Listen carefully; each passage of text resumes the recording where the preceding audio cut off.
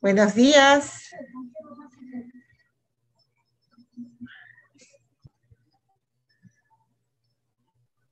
Al doctora. Buenos, buenos días. Bueno, son las 8:30, vamos a empezar. Muy buenos días a todos los que se han conectado temprano. Muy bien, felicitaciones. Y muy buenos días y feliz día, porque hoy día es el Día de la Medicina. Así que un abrazo con mucho cariño para todos. Ese día tan lindo que es recordar el Día de la Medicina, nos va a recordar nuestro compromiso que tenemos con la salud del pueblo, con todos nosotros y con toda la población. Es lo más importante, es la vocación de servicio que debemos de siempre fortalecer. Así que en este día del 5 de octubre vamos a hablar sobre la evaluación del líquido amniótico y sus trastornos, ¿no? ¿Qué alteraciones puede tener el líquido amniótico, que es ese líquido que baña eh, al bebé y que protege al bebé los 9 meses? Entonces vamos a compartir la pantallita.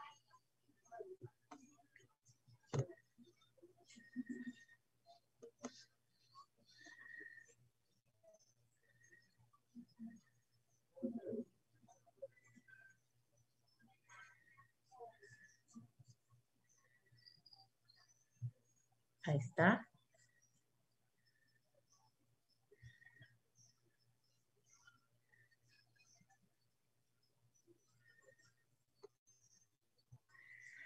Ya. Empezamos, chicos, entonces. ¿Están viendo la pantalla? Aló, Vales, ¿se ve la pantalla? Sí, sí, doctora, sí se ve. Perfecto. Ya, perfecto. Entonces vamos a empezar hoy día 5 de octubre, en el Día de la Medicina. Me da mucho gusto poder estar con ustedes hoy día. Y vamos a hablar sobre la evaluación del líquido amniótico y sus trastornos. ¿Qué vamos a decir de inicio? El líquido amniótico, el índice del líquido amniótico lo vamos a abreviar en esta clase como ILA, es uno de los principales indicadores gestacionales. ¿Por qué? Porque es usado por su accesibilidad, rapidez y valor pronóstico en la gestación, porque apenas uno puede poner el traductor o poner las manos sobre el abdomen de una mujer gestante, nos damos cuenta que está lleno de agüita, ¿no? Actualmente la ecografía abdominal, que ha cobrado muchísima importancia en la salud reproductiva, especialmente en la parte obstétrica, es indispensable, ya que el índice de líquido amniótico nos lleva a sospechar de patologías en forma precoz, viéndolo por ecografía, como si se está disminuido, ruptura prematura de membranas, o si está disminuido y no ha perdido por vía vaginal nada de líquido, puede tener una malformación congénita como atresia esofágica. O de repente que esté funcionando mal la placenta, que se esté envejeciendo y tenga una insuficiencia placentaria.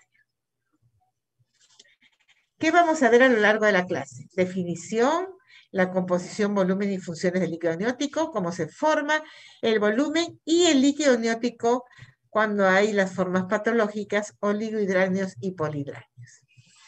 ¿Qué vamos a ver sobre su definición? El líquido amniótico, LA, líquido amniótico, es parte del producto de la concepción. El líquido amniótico es aquel que baña toda la cavidad amniótica alrededor del feto. Se considera que en las etapas iniciales del embarazo tiene origen materno y a partir de la semana más o menos 18-20 tiene origen fetal. Eso es algo que tenemos que diferenciar. En los primeros meses, origen materno, y luego ya va a ser composición pura del feto a partir de 18-20 semanas. Esta cavidad es una estructura que aparece precozmente en la embriogénesis, siendo patente en el blastocisto en el momento de implantación. ¿Se acuerdan del blastocisto cuando se implanta como una hendidura chiquitita? Y envolverá al embrión primero y al feto después, creándoles un espacio adecuado para el desarrollo. En condiciones normales, ¿cómo es? Es un líquido transparente, claro, a veces ligeramente opaco, blanco, gris o ámbar. El olor semeja a la lejía, al hipoclorito de sodio. Durante la primera mitad del embarazo es de color amarillo opaco y después pues va aumentando, y a medida que va terminando puede tener hasta los restos de la descamación de la piel del bebé. Mayor de 36 semanas, el líquido se va a tornar medio blanquecino, porque ya el bebé está maduro. ¿Cuál es la composición? El mayor porcentaje es agua, fíjense, agua, entre el 98 y el 99%. Solutos, del 1 al 2%, partes iguales orgánicos e inorgánicos. Turbidez aumenta con el tiempo de gestación, lo que hemos dicho al inicio es bien clarito, transparente, medio ámbar, y después se va haciendo un poquito más opaco, blanquecino, al final. El peso específico en promedio, casi 1000.78, la presión osmótica, 72 atmósferas a 0 grados centígrados. Los gases, el PO2 igual a 4,43 milímetros de mercurio y el PCO2, 38,50. El pH es de 7,13 antes de las 32 y 7,08 después de esta edad gestacional en adelante. Los componentes inorgánicos no varían en el zinc, cobre, selenio, magnesio, fierro. Entonces, en parte de los orgánicos, ¿qué es lo que tiene? Hemos visto los inorgánicos, ahora los orgánicos. Proteínas, tienen concentración de 20 a 25 veces menor que en el plasma materno, y va disminuyendo con la edad gestacional, no va aumentando. Aminoácidos, su concentración en el líquido amniótico es 50 a 75% menos que el plasma materno y disminuye con la edad gestacional. También tiene hormonas, también tiene lípidos, también tiene vitaminas. Es decir, está enriquecido con elementos orgánicos e inorgánicos. El volumen normal del líquido amniótico es variable, es variable. Entonces, el volumen del líquido amniótico varía, aumenta desde cerca de los 30 milímetros a las 10 semanas, y hay 30 milímetros a las 10 semanas, de las 14 a 28, 50, 200 milímetros hasta las 16 semanas y 400, ya casi medio litro, a las 20. Llegando a 800 como el máximo entre la semana 32 y 34, llega al máximo. Luego va disminuyendo hasta la semana 41, 42, que es el término, ¿no? Entonces, hemos dicho que cerca del 98% de este líquido es agua y tiene elementos orgánicos e inorgánicos, ¿verdad? Un feto a término, aproximadamente 2.800 mililitros de agua, y la placenta 400 mililitros al término, y el útero contiene casi todo 4 litros. Entonces, este volumen del líquido que hemos visto que es rico en aminoácidos, proteínas, elementos inorgánicos, vitaminas, cuando su volumen es insuficiente, se va a llamar oligohidrácnidos, disminuye. Y cuando el volumen es excesivo, se va a llamar polihidrácnidos. Esta función del líquido amniótico tiene que ver con el ecosistema fetal. ¿Qué nos dice en el ecosistema fetal? Que tiene que ver este líquido con la motilidad, con la inhibición de la agresión externa, o sea, lo protege, y con mantener la temperatura. Entonces, todo este ecosistema fetal, ¿qué nos va a decir? Que si el líquido amniótico está en la cantidad y en la formación normal, en su composición normal, el bebé te va a traducir en una salud fetal y en una madurez pulmonar, que es lo que nosotros queremos, que el bebé nazca con una madurez pulmonar, y que aquí interviene este líquido amniótico. Muy bien. Entonces, este líquido amniótico juega un papel, y hemos dicho, fundamental en el control de la temperatura. Permite que el bebé esté en una temperatura adecuada para que siga evolucionando en su desarrollo. El desarrollo pulmonar y el crecimiento de las extremidades. El hallazgo del líquido amniótico alterado en el segundo o tercer trimestre va a permitir identificar al feto de riesgo, porque puede presentar resultados perinatales adversos. ¿Qué puede pasar si el líquido disminuye? Entonces los miembros no se van a desarrollar igual y se pueden pegar cuando no hay líquido. Y la temperatura también va a disminuir y el bebé va a tener problemas de hipoxia. El oligohidranio se ha asociado a riesgo de cesárea por distrés fetal, fíjense, índices del test de Apgar bajo y aumento en la mortalidad perinatal. O sea, no va a estar bien un bebé que tiene disminución del líquido amniótico dentro de la cavidad uterina. ¿Y qué pasa con el polidramio? También se ha asociado a riesgo, ¿pero de qué? De parto pretérmino, porque la cavidad está llena de tanto líquido que hace que ese músculo uterino comience ya el desencadenamiento de la contracción. Y puede haber además desprendimiento prematuro de la placenta. Tanto es el volumen y tanta tensión hay dentro de la cavidad uterina que se puede desprender la placenta por extracción mecánica. La placenta normalmente insertada, y puede haber también al mismo tiempo, porque hay tanta distensión, ruptura prematura de membranas. Entonces, la alteración del líquido amniótico tiene que ver con la mortalidad perinatal. Entonces, en resumen, hemos visto que hay un ecosistema fetal que está protegido por el líquido amniótico y que nos traduce, hemos dicho, en la salud fetal y la maduración pulmonar. Entonces, ¿cuáles son sus funciones? Las describimos y son: tiene protección contra traumatismos, el bebé está protegido. Permite el desarrollo adecuado del sistema musculoesquelético fetal, lo hemos dicho, porque el bebé puede mover sus miembros sin ningún problema. Permite la maduración y desarrollo del pulmón. Permite el desarrollo adecuado del tubo digestivo. Es una fuente a corto plazo de líquido y nutrientes para el feto, porque hemos visto que tiene zinc, magnesio, fierro, proteínas, aminoácidos, lípidos, y tiene propiedades también antibacterianas. En este líquido también hay una función antibacteriana y permite que el bebé no se infecte. Cuando hay ruptura de membranas, puede ingresar un germen y allí se contamina el bebé y se contamina toda la cavidad con el diagnóstico famoso de corioamnionitis. Muy bien. Entonces, ¿qué interviene? Ya hemos visto cómo es la composición, el volumen, cuáles son sus funciones. ¿Cuál es su formación? Entonces, de la formación que interviene, la placenta, las membranas, la piel del bebé, el aparato urinario del bebé y el aparato respiratorio. Vamos paso a paso. Formación del líquido amniótico. De la primera a la 8ª semana. Transudado del plasma materno a través del amnios. Hemos dicho que en la primera mitad del embarazo casi es toda la formación materna, y a partir de 18-20 que hemos dicho que es fetal, ¿no? Eso bien claro desde el inicio.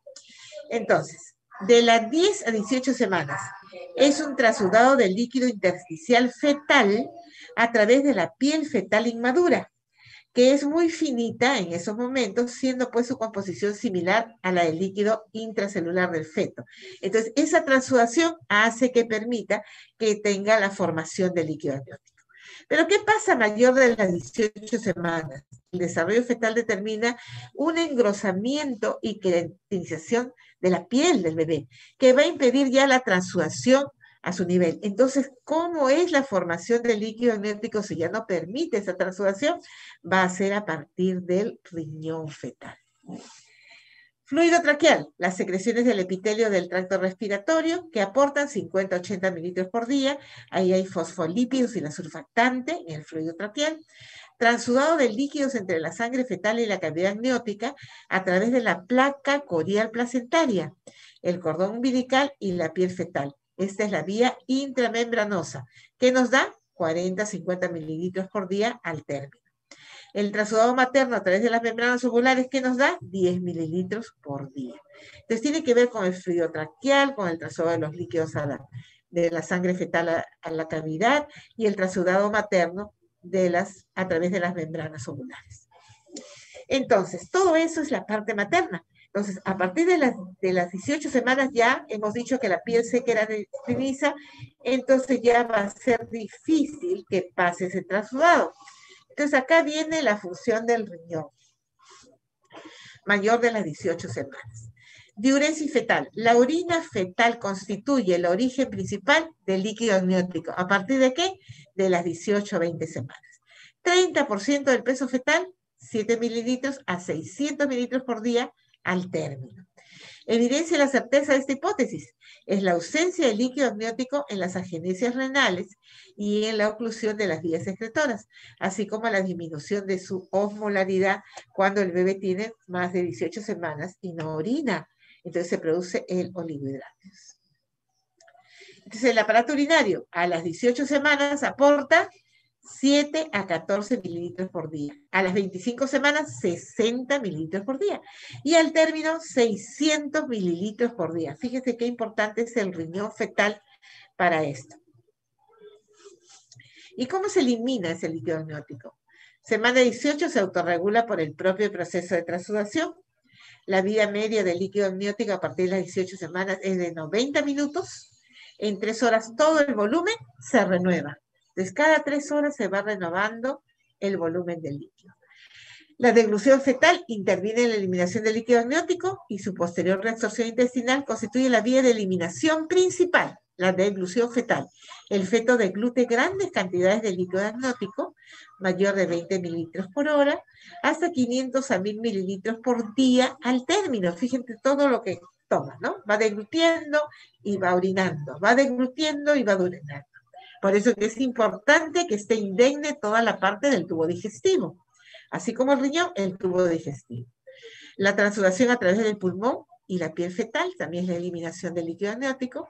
Los vasos sinusoidales del adhesivo a través de las membranas y del cordón umbilical, y la transudación a través de la placa corial, membranas y cordón umbilical también tienen que ver con la eliminación del líquido amniótico. Acá lo principal, deglución fetal y la transudación a través del pulmón y piel fetal. La reabsorción depende fundamentalmente ¿de qué? Del aparato digestivo. La reabsorción aumenta con la gestación. 7 mililitros a las 16 semanas y 500 a 600 al término. Hemos dicho que cada 3 horas se va a renovar. Vayamos ahora a ver las medidas, ¿no? ¿Y qué medidas serán? ¿Cuándo diré yo que hay oligohidratos o polihidratos? Las medidas de la cantidad de líquido amniótico se pueden realizar utilizando diferentes técnicas. Las más conocidas, y que quiero que ustedes sepan y que nos aprendamos, son la máxima columna vertical, MCV, y el índice de líquido amniótico que lo patentó, lo descubrió Phelan, ¿no? El índice de líquido amniótico, ese es el famoso ILA. Siempre van a estar ustedes escuchando o leyendo. En tal bebé se evaluó el ILA con tantos centímetros. El ILA, índice de líquido amniótico. La máxima columna vertical se realiza midiendo la máxima columna vertical del líquido libre de partes fetales y cordón en forma vertical. O sea, encontramos un lugar donde no haya partes fetales y no haya cordón y lo medimos. ¿Cómo se considera normal el MCV? De 2 a 8. Menor de 8, oligo, mayor de 8, estamos con líquido aumentado, polihidratos. El ILA, que es el índice del líquido amniótico, es el valor obtenido a partir de la suma de las máximas columnas verticales del líquido siempre libre de partes fetales o cordón umbilical en cada uno de los 4 cuadrantes que se delimita por la intersección de 2 líneas perpendiculares entre el abdomen materno, la línea media longitudinal, con la media transversal entre la sínfisis pubiana y el fondo uterino, ¿no es cierto? Entonces, en todo el abdomen lo vamos a dividir en 4 cuadrantes. En esos cuadrantes buscamos las máximas columnas verticales donde no haya partes fetales y las medimos. Y después hacemos un promedio. El transductor se coloca en posición sagital y lo más perpendicular posible al suelo. Se considera normal. ¿Cuáles son los valores normales del ILA? Entre 5 y 25. ¿Es factible ya realizarlo a partir de qué semana? De las 24 para adelante. Antes no, porque va a ser muy difícil, está muy pequeño y muy difícil encontrar en los 4 cuadrantes los pozos de líquido que sean en forma vertical para poder hacer el promedio.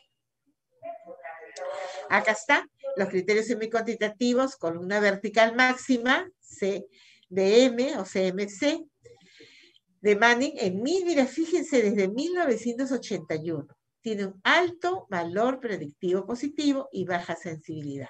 Entonces hemos dicho, buscamos una columna vertical en un lugar donde no haya, ¿qué? Partes fetales ni cordón umbilical, y eso lo vamos a medir. ¿Cuánto va a medir? De 2 a 8. Ahí está.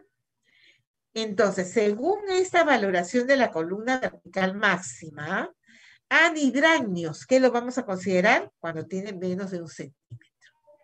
Oligodraño severo, o sea que quiere decir que las cosas pueden ir mal para el bebé. Menor de 2 centímetros esa columna. Normal, hemos dicho, de 2 a 8. Polidranios leve, de 8 a 12. Polidraño severo, de 12 a 15. Esa es la columna vertical máxima. Y la medición de Lila, por el método de Fela, el índice ya, no es una sola medida de una columna, sino de 4 cuadrantes. Y ahí está, fíjense cómo se divide. 4 cuadrantes. 1, 2, 3 y 4. Ese es el índice por el método de Fela. ¿Cuáles son las medidas normales? Este índice se va a considerar normal de la medición del promedio que sale de la medición de los 4 cuadrantes de 8 a 18 centímetros. Valor límite inferior de 5 a 8. Valor en límite superior de 18 a 25. ¿Qué se va a considerar ya oligohidranios? Menor de 5.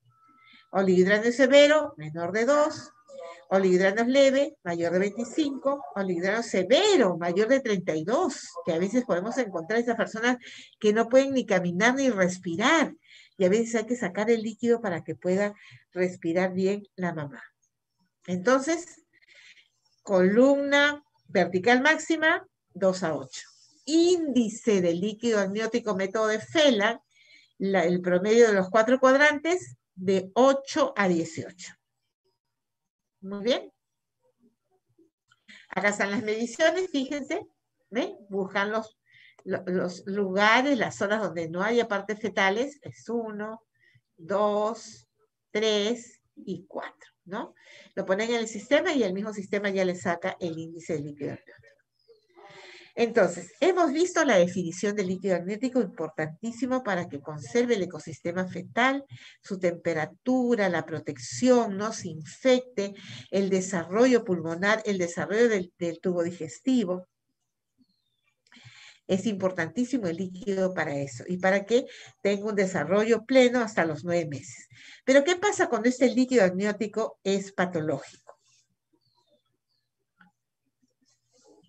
Es probable que el oligoamnios o oligohidranios o el polidraño sea el resultado de un inadecuado control de los mecanismos de regulación. Hemos visto, ¿no? Todas las funciones de regulación, antibacteriana, la deglución, la reabsorción, la eliminación, la formación del líquido amniótico, ¿verdad? Se va formando, va recambiando, se va eliminando, se va reabsorbiendo. Esto que hemos visto al inicio de la clase se altera en algún momento y produce la patología llamada oligohidranios o polidranios, ¿no? Más que un error único en la vía de producción o eliminación. O sea, tiene varios factores por el cual puede haber estas dos patologías. Vayamos al polidranio. Se define como un acúmulo patológico del líquido amniótico secundario a un aumento en la producción o deficiencia de la eliminación. Entonces, se forma mucho líquido amniótico. Un volumen mayor a 2 litros o más. Se asocia a mayor riesgo de morbilidad y mortalidad materna y perinatal. Incidencia, no supera el 1.6%, solamente un 35% se considera de moderado a grave. Cuando ya hay el polidranio, solo un 35% de moderado a grave. Entonces, es cuando se produce demasiado líquido amniótico por un aumento en la producción o deficiencia en la eliminación. Entonces, una asociación entre el polidráneos, vamos a abreviarlo como pH, y la mortalidad fetal e incluso la mortalidad materna ha sido reconocida durante mucho tiempo. O sea, esa es una evidencia ya clínica. El reconocimiento de la asociación entre el polihidráneos y los resultados adversos del embarazo ha llevado a una mayor concientización de esta condición y a un aumento de esfuerzos clínicos para determinar por qué es que se forma tanto líquido y no se puede eliminar, ¿no? Clasificación. Según su evolución, del polihidráneos puede ser agudo o puede ser crónico. El crónico es mayor porcentaje. De acuerdo al índice de líquido amniótico, puede ser leve, 25 a 30, moderado, de 30 a 35, y severo, mayor de 35. Según la etiología, materna, el 7%, fetal, el 13%, placentaria, 12%, y hay un 68% que no se sabe por qué es, todo está bien, es idiopático. Trastornos fetales, malformaciones estructurales, defectos del sistema nervioso central, obstrucción o atresia de proporciones del tracto gastrointestinal y defecto de la pared abdominal. Estas son las malformaciones estructurales más comunes que hay. Obstrucción o atresia de porciones del tracto gastrointestinal, defectos estructurales del sistema nervioso y defecto de la pared abdominal. Aneuploidías y trastornos neuromusculares. Trastornos maternos, diabetes, no nos olvidemos. En malformaciones, tubo digestivo, sistema nervioso central. En cuanto a los trastornos maternos, diabetes mellitus, 25%. Trastornos combinados y su inmunización, cuando se tiene la mamá RH negativa y el bebé no, y este choque entre los grupos sanguíneos y el RH nos puede hacer un problema de inmunización y tener polihidráneos. Anemias congénitas, infecciones congénitas, idiopáticas hemos dicho que puede llegar hasta un 60%. La clínica, la altura uterina aumentada, la altura uterina más de lo normal que la edad gestacional. ¿Se acuerdan que vamos aprendiendo la altura uterina clínicamente correspondiendo al crecimiento del bebé, ¿verdad? Hasta las 12 semanas por debajo del pubis. Sale de las 12 semanas hasta las 16, es entre el ombligo y el pubis, casi a la mitad son los 4 meses. Cuando llega la altura uterina al ombliguito, estamos entre las 20 y 22 semanas. Y así va aumentando, ¿no? Pero no podemos tener un feto de 20 semanas que debería estar a nivel del ombligo más o menos, o medir entre 20 y 22 centímetros, con una altura uterina de 26, 28. Entonces ahí decimos, ¿qué pasa? O son dos, o hemos fallado en la edad gestacional, o tenemos un mioma, o tenemos un polihidráneos. Entonces, para eso, ¿qué nos va a servir? La clínica, porque es importante siempre la clínica, ver si se abdomen esta tensión o no, qué palpamos, qué no palpamos, y la ecografía, ¿no? Ya. Lo otro en la clínica, los síntomas de compresión y distensión, se distiende tanto la piel, se pone delgadita, hasta brillante, tan distendida, se ven los vasos colaterales, la paciente no puede respirar bien, el aumento de peso, el edema, hay edema abdominal, y cuando hay mucha tensión y mucho peso, mucha carga dentro del útero, hay un edema que se forma en el pubis, edema de la parte vulvar y del pubis. Entonces, el aumento de esta altura uterina, diferente a la edad gestacional, la dificultad para palpar partes fetales. ¿Por qué? Porque está tenso. Hemos dicho que está tenso, entonces no puedo palpar las partes fetales. Dificultad para ocultar los latidos también, porque hay tanta agua que nos separa mucho del bebé. Palpación subjetiva de aumento del líquido amniótico cuando uno toca el abdomen y uno puede hacer el balanceo, ¿no? De un lado al otro y siente cómo ahí está lleno de agua. Y el otro diagnóstico que hemos dicho imprescindible para estas patologías y para muchas cosas en obstetricia es el ecográfico. Pero siempre el ecográfico y la clínica.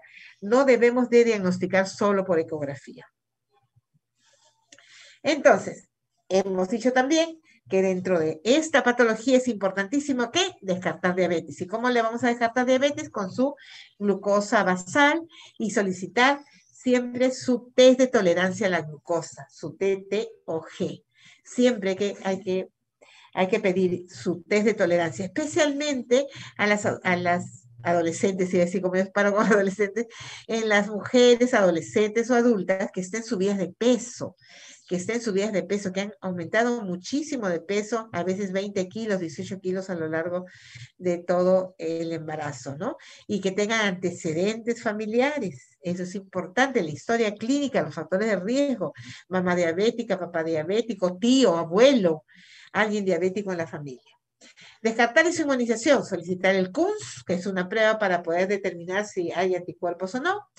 Los anticuerpos irregulares, para valorar la anemia, utilizará inicialmente en la medida de la presión venosa en la arteria cerebral, de la pulsatividad de la presión venosa en la arteria cerebral media.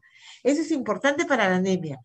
En la anemia hay que ver, por eso es importante la ecografía del primer trimestre, de la primera evaluación de la primera mitad del embarazo. Fíjense, en el cerebro se puede ver la pulsatividad de la arteria cerebral media. Y con ese rango de esa pulsatividad, nosotros podemos determinar si hay anemia fetal. Y lo que tenemos que ver en un cuadro de isoinmunización es si el bebé está haciendo anemia. Si el bebé está haciendo anemia, quiere decir que se está dañando con la isoinmunización. Y tenemos que muchas veces terminar el embarazo. Entonces es importantísimo, por eso, la ecografía del primer trimestre. Descartar patología infecciosa, porque también puede ser por infecciones, ¿verdad? Serología IgG, IgM de parvovirus, IgG de toxoplasma. Solicitaremos también serología de LUES, todo lo que pedimos en el control prenatal, ¿no es cierto? Pedimos toda la serología, pedimos hepatitis, deberíamos de pedir TORCH también, no está todavía en el plan de exámenes de control prenatal, pero sería importantísimo pedir todo eso. Descartar patología malformativa, el estudio ecográfico fundamental de 11 a 14 semanas, y después lo completamos con la ecografía que le decimos morfológica de 22 a 24. La primera es la ecografía importantísima de 11 a 14, genética, para ver, descartar problemas de preeclampsia y también de isoinmunización. Y la ecografía morfológica de 22 a 24. Entonces son dos ecografías fundamentales que nosotros no podemos dejar de hacer y que es lo que ustedes tienen que aprender de este curso. Hay una ecografía entre las 11 y las 14 y hay una ecografía entre las 22 y 24. Eso es importantísimo, ¿ya? Valorar el cariotipo, el riesgo de neoploidía dependerá de las anomalías asociadas. El polidrán es aparentemente idiopático, el riesgo es de aneuploidía más o menos 0.2 a 1. Entonces, el diagnóstico, valorar la historia clínica y el examen por ecografía, confirmar el diagnóstico. No malformaciones, estudio de la sangre materna, serología, CUNS, la curva de tolerancia y se hace el diagnóstico. En la malformación fetal podemos hacer amniocentesis para confirmar eso. Podemos hacer biopsia de escoriales, ahora también se hace, y se hace el diagnóstico y el polidrán-NEOS. Vamos a determinar si es un polidrán idiopático o no. Entonces, ¿qué complicaciones después de haber hecho nuestro diagnóstico, que ya sabemos bien que tenemos que hacer nuestra clínica, la historia clínica bien hecha para ver los factores de riesgo, determinar el examen clínico, ayudarnos con la ecografías que son fundamentales en el primer trimestre y se completa a las 22, 24 semanas la morfológica, los exámenes de anemia, los exámenes de infecciones, todas las serologías que podamos tomar, el urocultivo, VIH, serología LUES, todo eso tenemos que ver y hacemos el diagnóstico. ¿Y qué complicaciones vamos a presentar? En el embarazo, desprendimiento de placenta, hemos dicho ya, ruptura de membranas y la amenaza de parto pretérmino. Puede haber también problemas de que se rompan las membranas y se escape el cordón, prolapso de cordón. En el parto y puerperio, presentaciones anómalas, prosigencia de cordón, lo que estaba diciendo, inercia uterina, o sea, no se contrae y se relaja, y de repente tenemos hipotonía uterina en el posparto, hipotonía que puede volverse atonía, y tenemos que de repente sacar el útero porque sangra demasiado. El tratamiento etiológico sintomático, cuando se identifica una causa potencialmente tratable intraútero, el etiológico, si tenemos una causa, lo tratamos. Sintomático, cuando no existe una causa definida de polidráneos o esta no es tratable intraútero, se valoraría realizar tratamiento sintomático con inhibidores de las prostaglandinas para que disminuya un poquito lo del líquido. Y lo otro es el amniodrenaje. Entonces, si hay tanto líquido y eso está haciendo tanta complicación para el feto y la mamá, entonces sacamos por amniocentesis este líquido, ¿no? Igualito que cuando hacemos una amniocentesis, en el mismo procedimiento sacamos el líquido en forma gradual. El amniodrenaje es un tratamiento sintomático para disminuir la sintomatología materna y la amenaza de parto prematuro. No realizar mayor de 35 semanas. Las recomendaciones sobre cuándo realizar amniodrenaje son polidráneos moderados o severos, no en el leve, cuando tienen una hila mayor de 30, ahí podemos hacer. Y la longitud cervical inferior a 15 o dinámica uterina materna clínica. Y cuando hay desconfort, o sea, cuando hay malestar de la paciente dice, no puedo respirar, me siento que me ahogo, me duele la boca del estómago, eso es importante porque la paciente se siente mal. Muy bien, eso es sobre el polidráneos. Entonces, no nos olvidemos del polidráneos. Mayor cantidad en su formación o disminución de la eliminación, problemas del sistema nervioso central y del tubo digestivo, y hay que dar el tratamiento etiológico si encontramos la etiología, o el tratamiento sintomático con amniodrenaje y evitar las complicaciones que son, pues, la amenaza de parto pretérmino, la ruptura de membranas y el desprendimiento prematuro. Ahora vamos al otro lado, el oligoamnios. Se define arbitrariamente cuando el volumen del líquido amniótico es menor de 500. Por Manning, el oligohidráneos como la ausencia de un bolsón de líquido amniótico de menor de 2 centímetros de diámetro mayor. ¿Se acuerdan del bolsón o del CBM? Entonces, el oligohidráneos, si aparece en el primer trimestre o la primera mitad del segundo trimestre, estará más frecuentemente asociado a causas genéticas e infecciosas que afectan la producción de líquido amniótico. Entonces, cuando es temprano, más que nada genético o infección. La segunda mitad del segundo trimestre o del tercer trimestre, cuando es tardío, está más asociado a trastornos de integridad de las membranas, calidad de la circulación placentaria, también causas infecciosas que a factores genéticos. Entonces, cuando es más del segundo trimestre o el tercer trimestre, es más por el funcionamiento de la placenta. Hay una insuficiencia placentaria. Hay algo que está pasando entre las membranas y las vellosidades o los cotiledones de la placenta, y esta fusión de ellas y el cambio que hay, el recambio entre lo materno y lo fetal está siendo alterado. Entonces, el oligohidráneos o H asociado a una serie de eventos adversos preparto, durante el parto y en la etapa perinatal. ¿Un mayor riesgo de qué tenemos entonces? No reactividad para las pruebas sin estrés. O sea, el bebé no se puede mover, entonces va a decir no reactivo el monitoreo fetal. Mayor riesgo de inducciones de trabajo espontáneo porque no va a contraerse. Entonces vamos a decir trabajo de parto disfuncional, no se contrae, hay que poner algo. Estados fetales no tranquilizadores cuando hacemos un monitoreo fetal, o sea que puede estar el bebé en un estrés. Trabajo de parto prolongado, líquido amniótico teñido de meconio, porque al tiempo de que este bebé por el líquido disminuido no pueda moverse bien, no oxigena bien, va a producir meconio por la hipoxia. Aumento de la incidencia de cesáreas, mayor admisión a UCI neonatal, bajo índice de Apgar, que es el índice cuando nace el bebito y se valora su estado, y aumento de las muertes neonatales, el oligohidranio.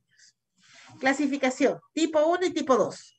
Tipo 1, el menos frecuente, de 13 a 27 semanas, se asocia, ¿qué hemos dicho? En la primera mitad del embarazo hasta el segundo, malformaciones congénitas. El origen es fetal, ¿no? Fetal, genético. Y en el segundo, es el más frecuente, la edad gestacional, tercer trimestre, se asocia más a restricción del crecimiento intraútero, puede ser por enfermedades tales como preeclampsia, enfermedades como restricción por anemia, también restricción del crecimiento intraútero, por desnutrición materna. Y el embarazo prolongado, que hace que ya esa placenta y esas membranas no sean suficientes para la gestación y se produce una insuficiencia placentaria. Entonces, la etiopatogenia tiene que ver con factores maternos, fetales, ovulares, idiopáticas, igual que el polidráneos. En las fetales, sufrimiento fetal crónico. ¿Por qué? Por una restricción del crecimiento intraútero. Un bebé va creciendo y no pasa el percentil 10. Por debajo del percentil 10, entonces hay una restricción del crecimiento intraútero. En los embarazos prolongados, en anomalías congénitas, ese otro factor de los fetales, agenesia o displasia renal.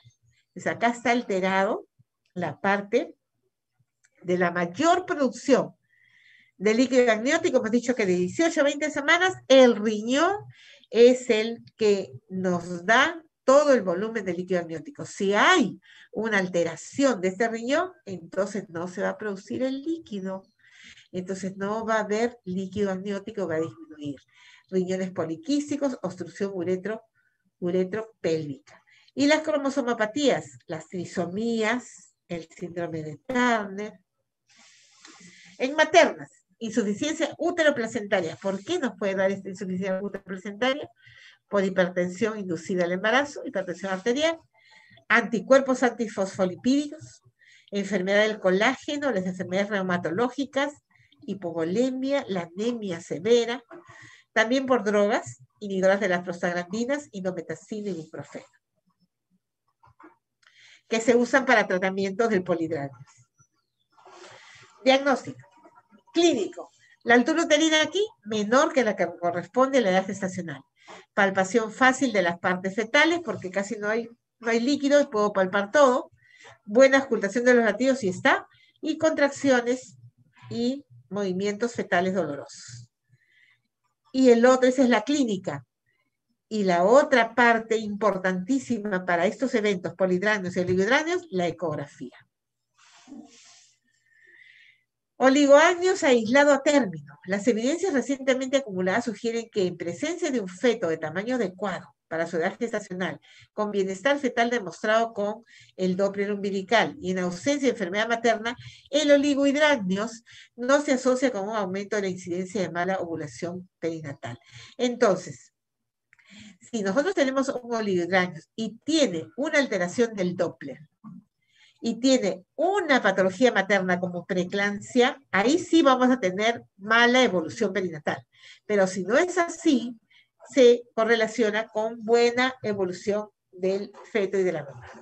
La inducción del parto a término por ese motivo debe ser reconsiderada, porque si yo tengo un bebé en buenas condiciones, solo que ha bajado un poco su líquido, pero no está asociada a una preeclampsia severa, entonces yo voy a poder decir, esta gestación podemos intentar el parto y que sea por inducción, porque el trabajo de parto es un trabajo que dura horas.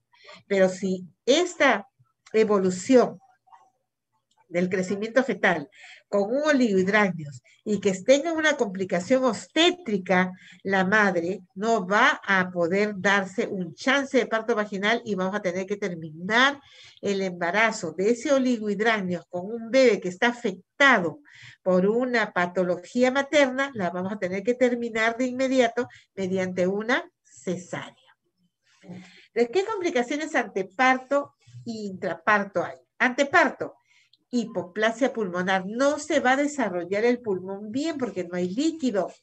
Deformaciones ortopédicas. Fascia de Potter, que es así todo pegadito, toda larga su carita. de lo que no hay líquido. Retardo de crecimiento intraútero o restricción, que debemos decirle nosotros mejor. El término es restricción de crecimiento intraútero. Algo está haciendo que se restringe ese crecimiento y eso es el poco pasaje de oxígeno de la placenta y de alteración de todo el mecanismo del ecosistema fetal, ¿se acuerdan? Porque no hay líquido. El intraparto, hipoxia y la compresión del cordón. Y la compresión del cordón que nos va a dar más hipoxia. Entonces, el oligogranio es las causas y la edad gestacional. Tenemos que encontrar la causa y a qué edad gestación está. Está en el primer trimestre, en el segundo trimestre, y vamos a nosotros poder saber, ¿es genético o es parte de las alteraciones de la placenta y de las membranas ovulares? Primero o segundo trimestre, valorar el cariotipo fetal y valorar que sea algo de malformación fetal. Y si es del tercer trimestre, extracción fetal cuando exista la madurez pulmonar, manejo conservador si el ILA está en 5, no tomar medidas agresivas hasta que exista un ILA menor de 2 y si hay deterioro del perfil biofísico, o sea, de la valoración fetal. Entonces, en el primero o segundo trimestre, valorar el cariotipo y malformaciones. Y cuando está en el tercer trimestre, averiguar todo sobre la suficiencia placentaria. ¿Qué está pasando? Si este líquido es demasiado bajo, si la paciente tiene preeclampsia, si la paciente tiene alguna alteración que haga que nosotros terminemos rápido el embarazo. Tratamiento. La conducta cambia de acuerdo al momento de la edad gestacional, ¿verdad? Siempre tenemos que tener la madurez pulmonar ideal. Ideal es llegar a la madurez pulmonar, que son las 32, 34 semanas, para poder sacar al bebé. Y la causa obstétrica, porque a veces por la causa obstétrica ya no se puede dejar al bebé allí, si las condiciones son malas, ¿no? Y las propuestas terapéuticas podemos, si no tiene líquido y el bebé no se encuentra en un distrés fetal severo, podemos ponerle líquido para que este bebé esté mejor. Esa es la agnoinfusión, también se hace en medicina fetal. Y dar mucha hidratación a la madre y que descanse, que haga reposo y darle mucha hidratación. Entonces, la ecografía seriada para determinar el lila y monitorear el crecimiento fetal es fundamental. Las pruebas sin estrés o el perfil biofísico, fundamental para su seguimiento y diagnóstico. La ecografía se debe hacer al menos una cada 4 semanas o cada 2 semanas si el crecimiento es restringido. Si nosotros tenemos una sospecha de restricción de crecimiento intraútero, ¿cuándo vamos a hacer la próxima ecografía? Cada 2 semanas, para poder monitorear ese crecimiento. El ILA debe medirse al menos una vez por semana y de estar control y control. Y la mayoría de los expertos recomiendan la monitorización fetal con la prueba sin estrés o el perfil biofísico al menos una vez a la semana y el parto entre las 36 y 37 si el oligogranio es aislado y no complicado. Si se agrega preeclampsia, ya hemos repetido desde el inicio, es un evento obstétrico el peor que hay en cuanto a los eventos obstétricos, porque la preeclampsia puede avanzar muy rápido a severa, problemas maternos, ruptura hepática, CID. Entonces se debe terminar el embarazo cuando se llega a la madurez pulmonar. ¿Cuándo hemos dicho que un bebé tiene más o menos madurez pulmonar? Entre las 32 y 34 semanas. Muy bien, eso es lo que yo quería contarles el día de hoy. Fundamental, fijar que el líquido amniótico tiene funciones importantísimas para conservar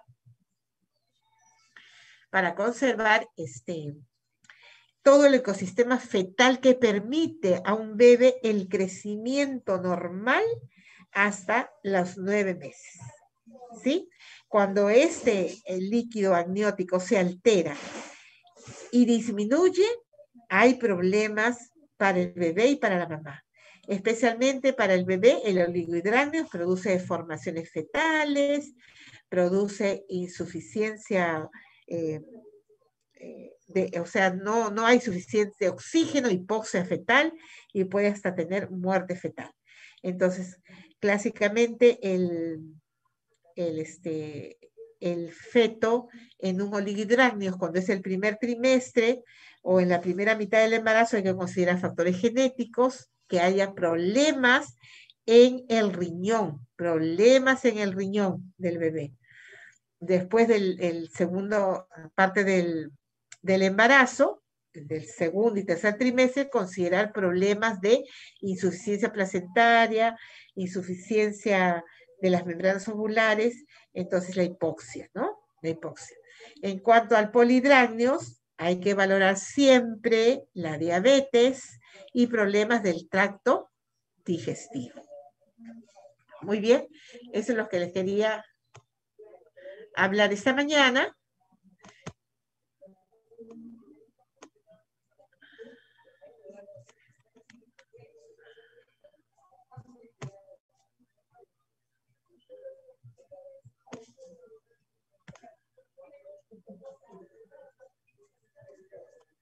¿Me escucha?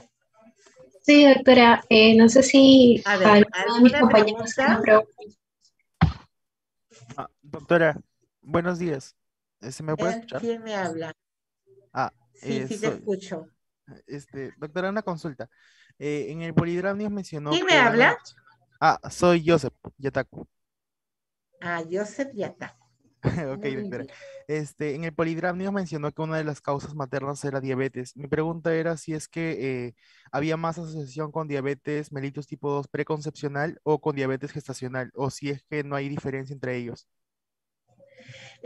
Más hay con la diabetes mellitus antes de la gestación, la que no es gestacional.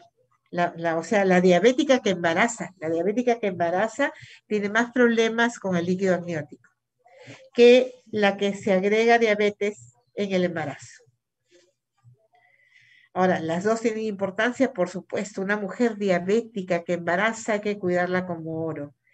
Y lo otro es que una embarazada no debería llegar a una prediabetes. O sea, los factores de riesgo para una paciente que hace diabetes gestacional es el aumento de peso, ¿no? El aumento de peso, que no estamos controlando bien su dieta, qué es lo que come, el ejercicio, si tiene antecedentes. Entonces, eso no hemos regulado y se da la, este, la diabetes gestacional.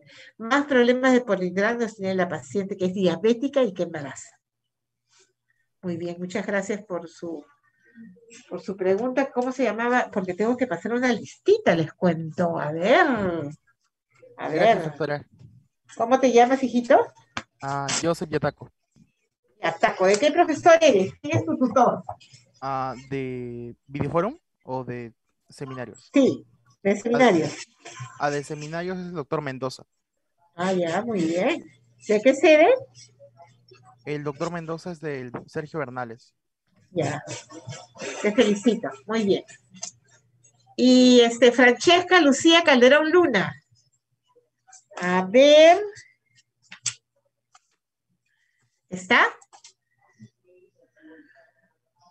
Miranda Friné, Priscila.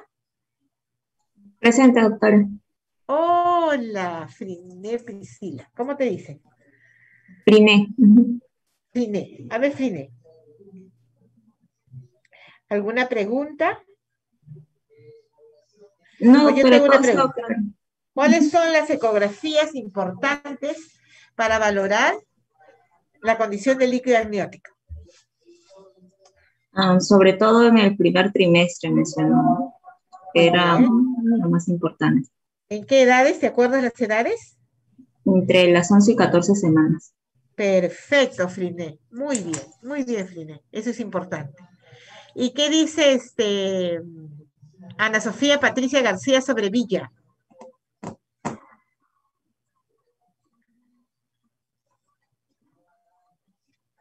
¿Está? ¿No está? Por ahí debe estar, ¿verdad? No me fallen, ¿ah? No se vaya. A ver, Gargi Nicola Acevedo. ¿Tampoco?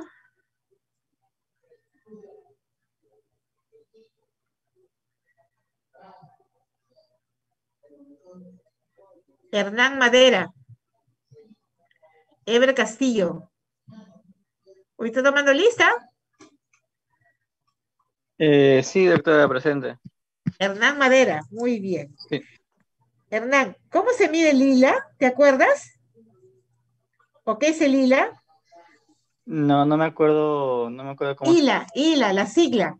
¿Qué significa ILA? A ver, Hernán. ILA. ILA es el índice del líquido amniótico, Hernán. Índice del líquido amniótico. Hernán, ¿me estás escuchando? Sí, doctora. Ya. ¿Cómo se mide?